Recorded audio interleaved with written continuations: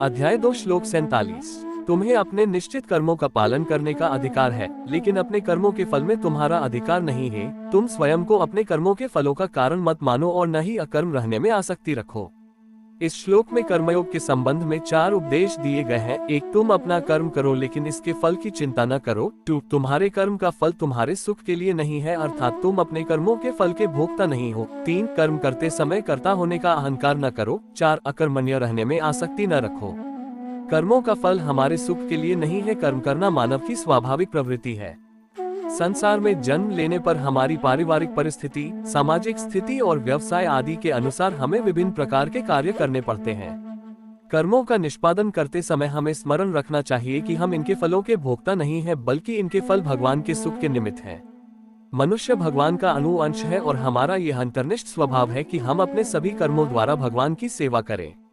अकर्मण्यता के प्रति आसक्त न होना। यद्यपि कर्म करना सभी मनुष्यों का स्वभाव है, किंतु प्रायः ऐसी परिस्थितियां उत्पन्न होती हैं जब कार्य करना बोझिल और कठिन लगता है। ऐसी स्थिति में उससे बचने के स्थान पर हमें श्री कृष्ण द्वारा अर्जुन को दिए गए कर्मयोग के दिव्य ज्ञान के अनुसार उस कार्य को संपन्न करना चाहिए। किंतु ये सरासर अनुचित होगा यदि हम कार्य को दुष्कर और बोझिल मानकर अकर्मा बन जाएं। निष्क्रियता के प्रति आसक्ति होने से कभी किसी समस्या का समाधान नहीं हो सकता और भगवान श्री कृष्ण इसकी स्पष्ट रूप से निंदा करते हैं।